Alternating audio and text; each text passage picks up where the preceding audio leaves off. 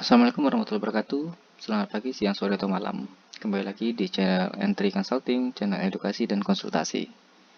Kita lanjut di ini udah berapa ya? Part 1, part 2. Kita udah lanjut part 3 ya. Part 3 untuk membuat tabel hutang ataupun detail hutang.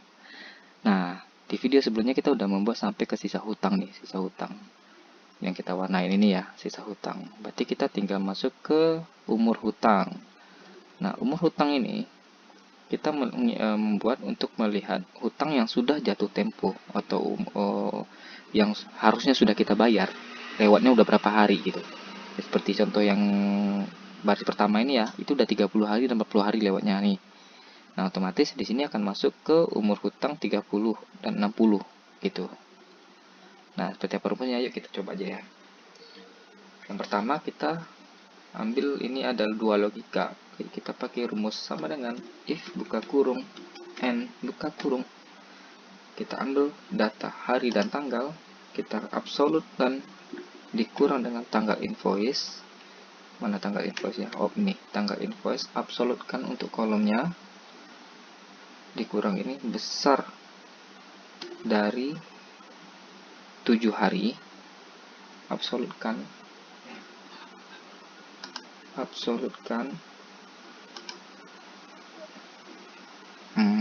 mana sih? Salah. Oke. Dan D5 kunci lagi dikurang tanggal invoice J berapa tuh? J16. Oke. Absolut lagi kecil dari 14 hari. Tuh, rentang antara 7 sampai 14 hari ya. Kita absolut untuk kolom dan itu. Tutup kurung, maka akan ngambil nilai dari jatuh tempo, sisa hutang jatuh tempo. Jika tidak ada, maka kosong. Oke.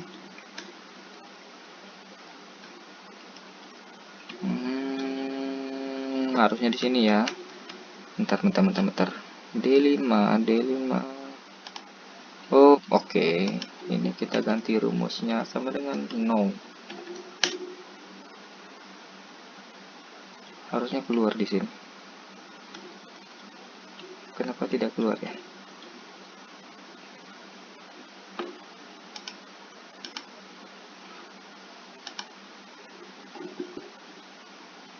Oh, di W-nya kita belum absolutkan.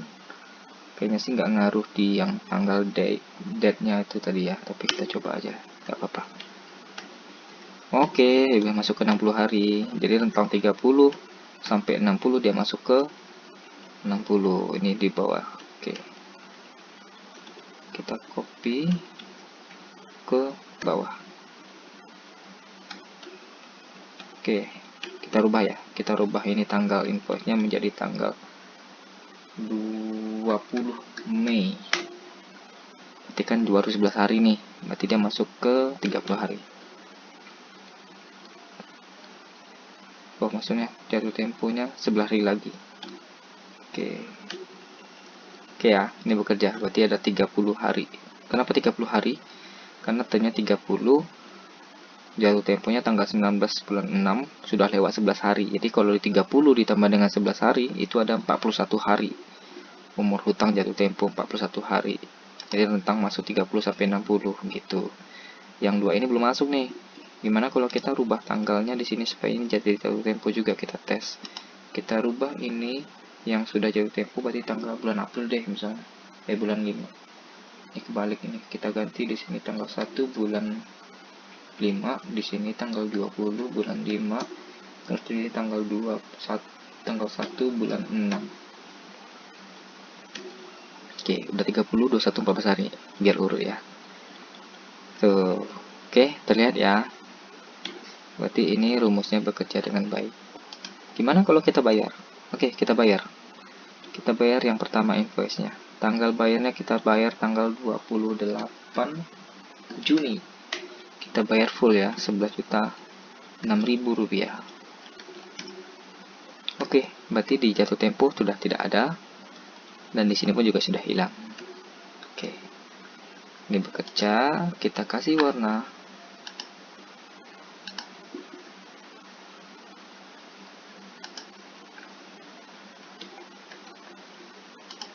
Ini sudah bisa dilihat ya, yang ada warna abu-abu itu berarti tidak ada ada rumus. Ini kita yang tidak ada rumus kita kasih warna hijau atau kasih warna biru biar teman-teman gampang buatnya ya. Ini manual kita kasih warna biru. Pembayaran juga kita kasih manual, kita kasih warna biru laut biar lebih cantik. Di database kita hilangin dulu ini view. Kemudian di terhutang juga sama, kita hilangin building. Nah, kolom ini kita kasih total, mana aja yang perlu kita total itu dari nilai invoice sama dengan subtotal. Kita plot. Oke.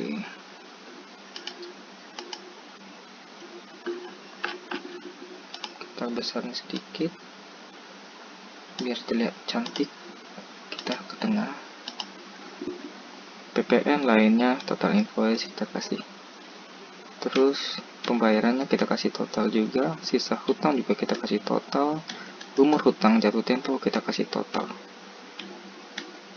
Kita kasih kotak biar cantik ya.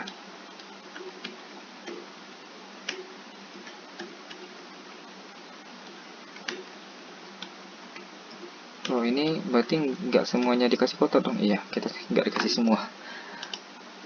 Kita kasih warna hijau. Wah, kurang bagus ya, teman-teman boleh rubah tabelnya atau warnanya atau formatnya seperti apa. Kenapa saya kasih totalnya di atas? Karena saya biasanya pakai filter di sini untuk melihat data-data kertas kerja yang belum, misalnya nih, ini kan udah ada yang saya bayar, ada yang belum saya bayar. Nah, biasanya saya tinggal filter terus. Karena ini akan kita pakai untuk kerjanya rutin setiap bulan, saya bisa filter mana yang belum saya bayar. Tinggal saya klik di sini jumlah. Maaf, di sini ada penanda yang kosong ya. Kita kasih di sini 00.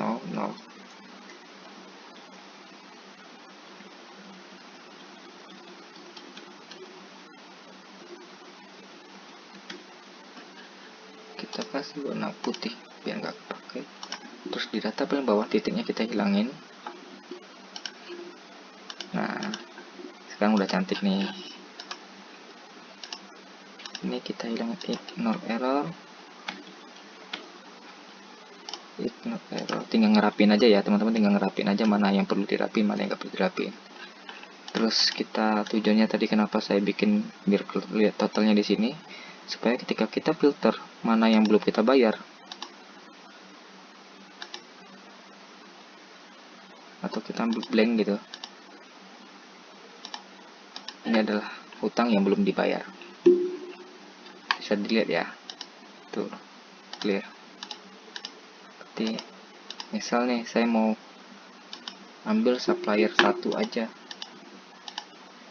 tuh terlihat ya.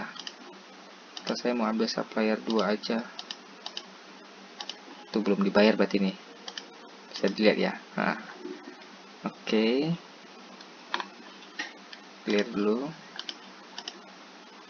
Kita sort Z to A. Oke.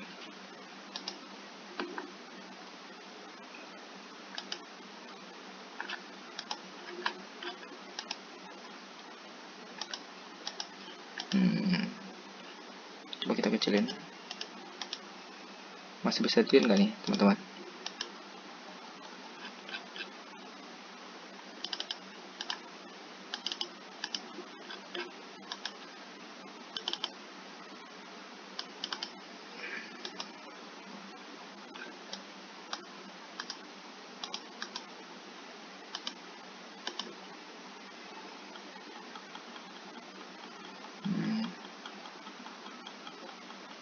Oke, berarti untuk detail hutang udah selesai nih.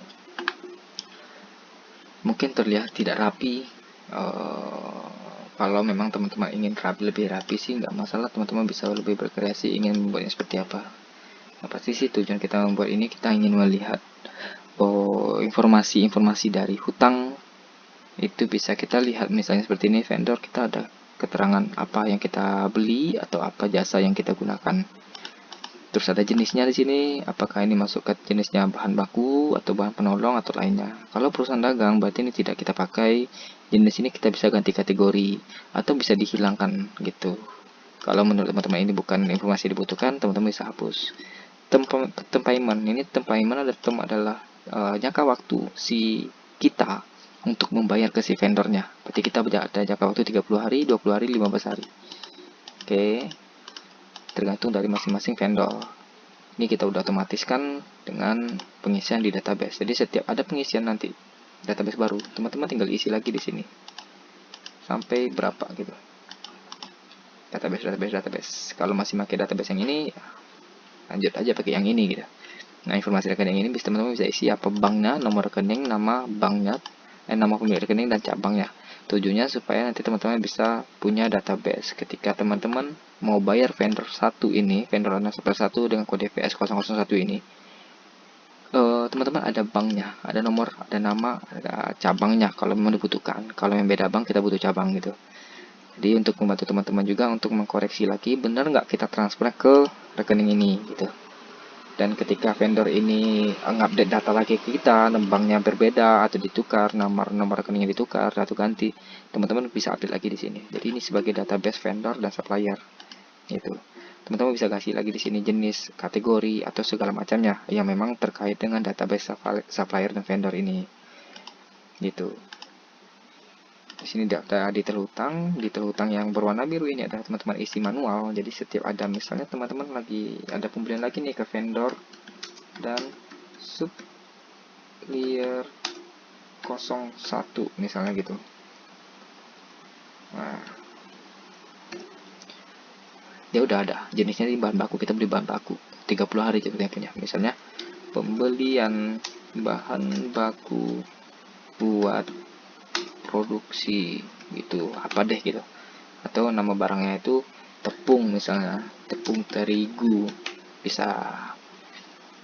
Nah, nomornya misalnya nih, nomor invoice-nya INQ, tergantung nomor invoice-nya dari si vendor ya, 123456 misalnya. Berarti ini manual nih, kita bikin tanggalnya tanggal 28 Juni kita beli. Oke, terus nilai nominal kita beli misalnya 100 juta dengan PPN nya berarti 10 juta, biaya lain-lain nggak ada, berarti ada 110 juta yang harus kita bayar. Jatuh temponya tanggal berapa? Jatuh temponya tanggal 28 Juli karena temponya karena 30 hari jatuh paymentnya, berarti 30 hari dari tanggal 28 Juni, yaitu tanggal 28 Juli. Berarti masih ada jatah 28 hari lagi untuk mempersiapkan dananya atau untuk mengatur cash flow agar teman-teman bisa bayar hutang ini. Berapa sisa hutangnya? Yaitu 110 juta, belum jatuh tempo. Gitu. Nah, teman-teman bayar. Misalnya udah yang ini belum bayar, ini udah jatuh tempo nih. Kita contoh nih yang udah jatuh tempo kita bayar. Kita bayar sekarang tanggal 28 Juni juga. Kita bayar sama 11 juta. Oke, yang jatuh tempo udah hilang ya berarti ya. Itu. Berarti ada satu lagi yang jatuh tempo 55 juta 6.000 belum kita bayar. Masuk ke umur 21 hari. Itu. Jadi ini yang kita isi manual. Yang lain sampai karena ini udah otomatis semuanya. Oke. Berarti lumayan informatif ya. Lumayan informatif karena teman-teman bisa lihat di sini jenis dari hutangnya, term payment-nya berapa lama, total invoice-nya berapa, tanggal jatuh tempo, disertai dengan berapa lama sisa waktu kita untuk membayar, terus sisa hutangnya berapa, apakah masuk sisa hutang yang belum jatuh tempo atau yang sudah jatuh tempo, dan umur hutang atau aging-nya gitu. Oke, sampai sini mudah-mudahan teman-teman bisa mengerti, karena kita akan lanjut lagi ke video selanjutnya, itu di part 4 kita akan bikin summary dari hutang untuk mengelompokkan atau untuk melihat total atau rekapan dari seluruh hutang yang ada ini, baik itu dari vendor 1 sampai vendor 10 dan bahan baku, bahan penolong dan lainnya. dari umur hutangnya sendiri dan hutang yang masih outstanding. Ini sisa hutangnya masih outstanding gitu. Jadi kalau ini sebagai kertas kerja, ini sebagai database-nya teman-teman, di sini nanti kita kasih namanya summary hutang sebagai laporan ke manajemen. Bagi teman-teman yang butuh melaporkan ke bagian manajemen atau ke direktur atau ke finance manager, accounting manager, teman-teman bisa laporkan ini. Jadi tidak perlu melaporkan yang detail terperinci seperti ini karena cukup susah buat di print ya, karena nilai tabelnya panjang ya. Tabelnya panjang banget gitu. Jadi di sini kita akan persingkat atau kita akan sum supaya lebih gampang membacanya. Bagaimana videonya, bagaimana tabelnya, yuk kita cek di video selanjutnya. Sebelumnya jangan lupa di subscribe, di like, di share, di komen. Jika ini bermanfaat, teman-teman bisa ambil videonya, bisa di download ataupun bisa di di share atau bagaimana, bebas. Oke, sampai di sini dulu videonya. Jangan lupa di nonton video part 4 untuk finalisasi untuk pembuatan daftar hutang ini. Semoga video yang bermanfaat. Assalamualaikum warahmatullahi wabarakatuh.